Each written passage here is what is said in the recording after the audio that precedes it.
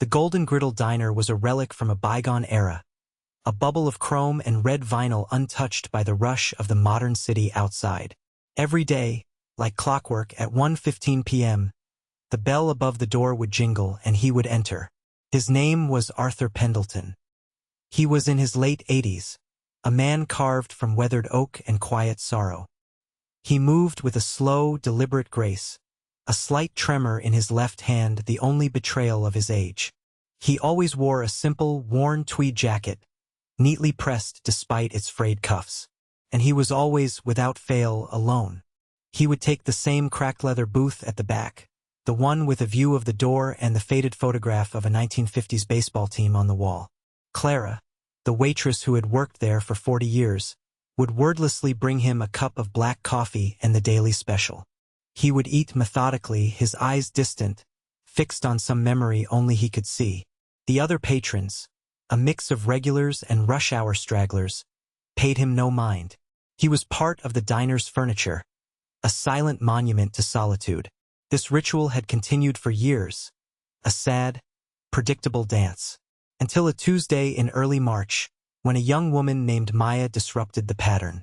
Maya was a startup founder in her late 20s, all sharp ambition and curated efficiency. She was waiting for a late-running investor, her laptop open, her phone buzzing incessantly. Frustrated and hungry, she ordered a salad. The diner was packed, every booth occupied. Her eyes scanned the room, landing on the only available seat, the opposite side of Arthur Pendleton's booth. "Excuse me, sir?"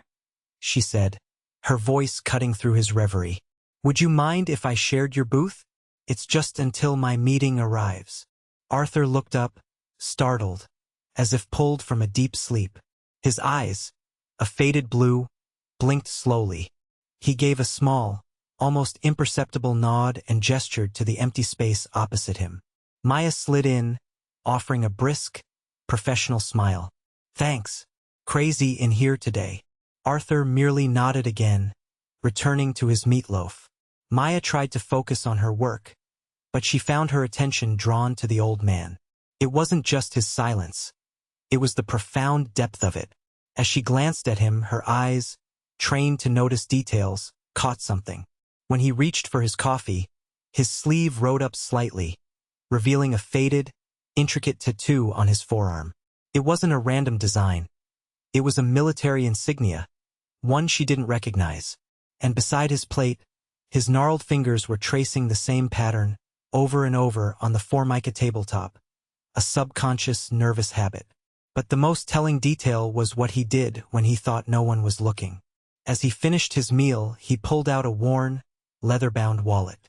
From it, he carefully extracted a small, black-and-white photograph, so old it was turning yellow at the edges. He looked at it for a long, painful moment, his thumb gently stroking the image.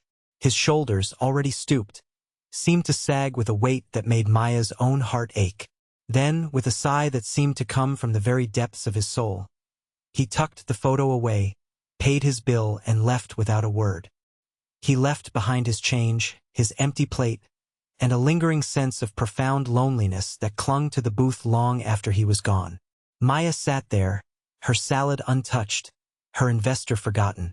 The frantic noise of her own life suddenly seemed trivial. She had just witnessed a silent opera of grief, and she couldn't simply walk away. The next day, at 1:15 p.m., Maya was back at the Golden Griddle. This time it was by choice. She saw Arthur enter, perform his same ritual, and take his seat.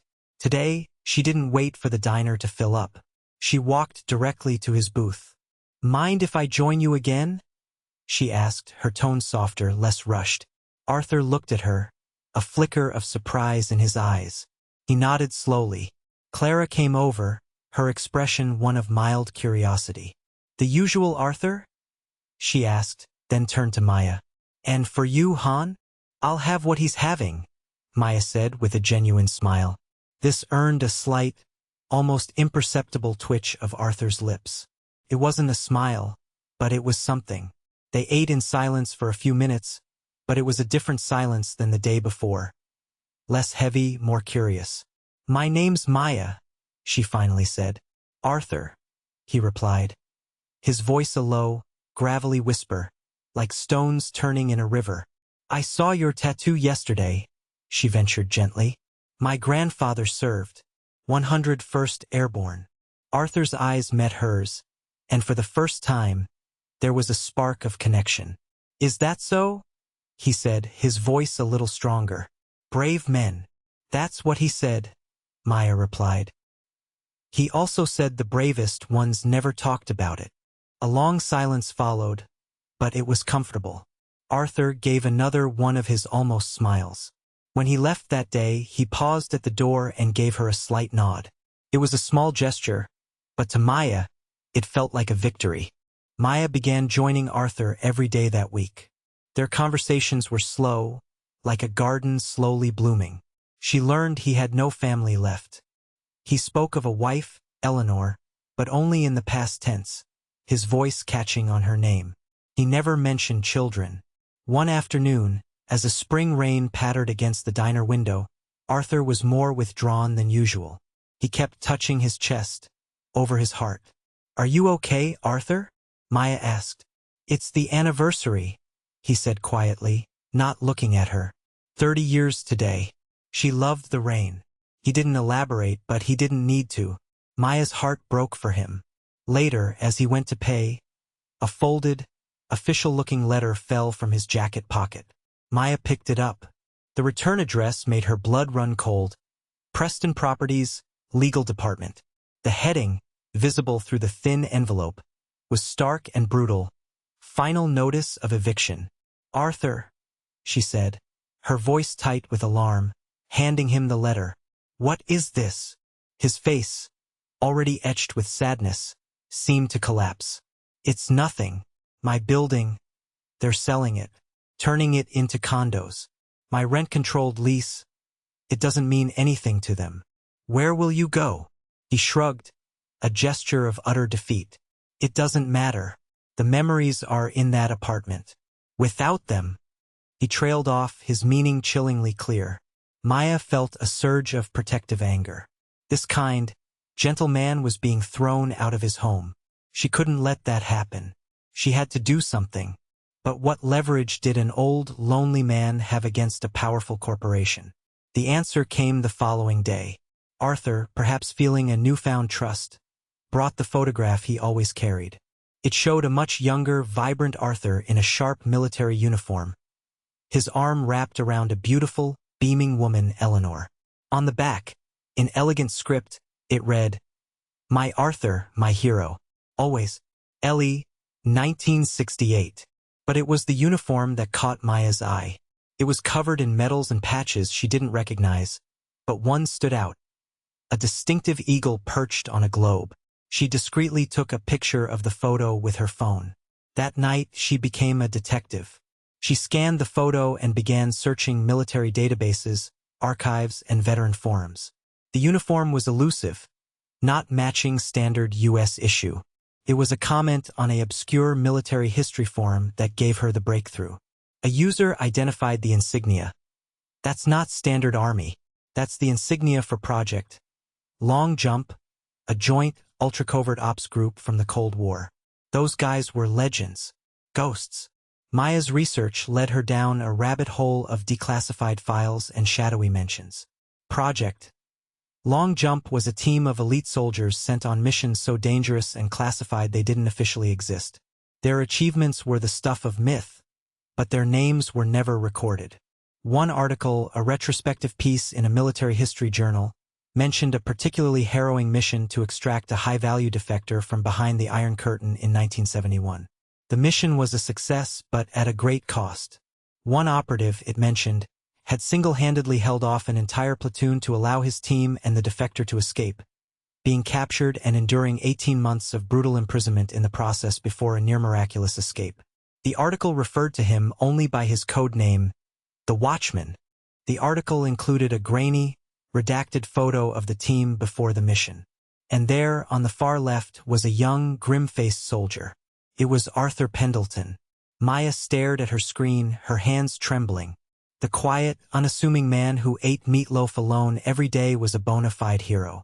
A man who had sacrificed everything for his country, only to be left to fade away in obscurity, now facing eviction from the home he shared with his late wife. The injustice of it was a fire in her veins. Arthur Pendleton wasn't just a lonely old man. He was a national treasure, and Maya knew exactly how to fight his eviction. Maya didn't tell Arthur what she had found. She knew he would shrink from the attention. Instead, she crafted a plan. She used her skills as an entrepreneur to draft a compelling press release and crafted a powerful social media campaign. She reached out to the journalist who had written the retrospective article, providing him with proof of Arthur's identity and his current predicament. The story broke on a slow news day, and it exploded. Hero left T.O. rot. Nation's secret watchman faces eviction. The headline was everywhere. The story wove together the thrilling, declassified details of the Watchman mission with the poignant, heartbreaking image of Arthur at his diner booth, clutching the photo of his wife. The public outcry was immediate and deafening. News vans descended on the Golden Griddle. Clara, the waitress, became an unlikely media star, tearfully telling reporters, "He's the sweetest man. He tips me with dollar coins every Christmas. This is how we treat our heroes." Maya was there, by Arthur's side, when the storm hit. He was bewildered, frightened by the sudden attention. "What have you done?" he whispered, his voice trembling. "I'm saving your home, Arthur," she said, holding his hand. "It's time people knew what you did for them." The management at Preston Properties, who had been so impersonal and ruthless in their legal letters, were now facing a PR nightmare of catastrophic proportions. Their social media was flooded with angry messages. Talk of a boycott of all their properties began to trend. The confrontation came not in a courtroom, but in Arthur's humble apartment. A delegation from Preston Properties, led by the CEO himself, a slick, suited man named Mr. Harrington, requested a meeting. Maya was there, Arthur's self-appointed guardian. Harrington began with smooth corporate platitudes. "Mr. Pendleton, there's clearly been a communications breakdown. We have the utmost respect for your service." Arthur, for the first time, stood tall. The ghost of the soldier he once was surfaced in his eyes. "Respect?" he echoed, his voice losing its tremor, gaining a steely edge. "You were ready to put an 88-year-old man on the street. You call that respect?" Harrington floundered. "The building, the economics." "Don't," Arthur cut him off, his voice quiet but powerful. "I faced down men who wanted to kill me for what I believed in. Your spreadsheet doesn't scare me." In that moment, the power dynamic had completely flipped. The arrogant corporation was on its back foot, being judged by a man whose moral authority was absolute. Seeing the disastrous stalemate, Maya stepped in, not as a protector, but as a negotiator. "Here's what's going to happen," she said, her voice calm and firm. "You will rescind the eviction notice. Furthermore, you will establish the Pendleton Grant, a fund that will cover the rent control differential for every low-income senior citizen in your properties in this city, in perpetuity. And you will make a very public, very sizable donation to the Veterans Support Network." Harrington looked like he'd been slapped. That's unprecedented." Maya leaned forward. "So is torturing a hero for profit. The cameras are downstairs. Your choice." Defeated and desperate to end the scandal, Harrington agreed. A month later, the media circus had moved on. But life at the Golden Griddle had changed forever. Arthur Pendleton still came in at 1:15 p.m. But now he never ate alone. Maya was there, her laptop often open, but her attention fully on him. They had become an unlikely family. Sometimes, other veterans would stop by his booth to shake his hand, not with pity, but with reverence. The city had officially renamed his block Pendleton Place, with a small plaque detailing his service.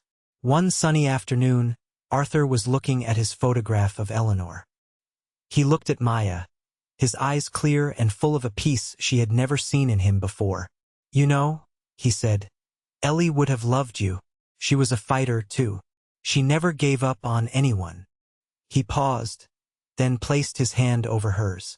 "Thank you, Maya, for not giving up on me." Maya smiled, tears welling in her eyes. "You saved the world, Arthur. The least I could do was save your home and memories with Eleanor." He finally gave her a real, full, genuine smile. It transformed his entire face, erasing decades of loneliness. The bell on the diner door jingled, and Clara came over with 2 slices of apple pie on the house. The diner was warm, filled with the comforting sounds of clattering plates and murmured conversation. Arthur Pendleton, the forgotten hero, was forgotten no more. He had his home, his memories, and now he had a friend. And in the simple, shared ritual of a daily meal, he had found a reason to stop looking back and start living again. The greatest victory of his life wasn't on a battlefield. It was won in a cracked leather diner booth, with kindness as its weapon and friendship as its reward.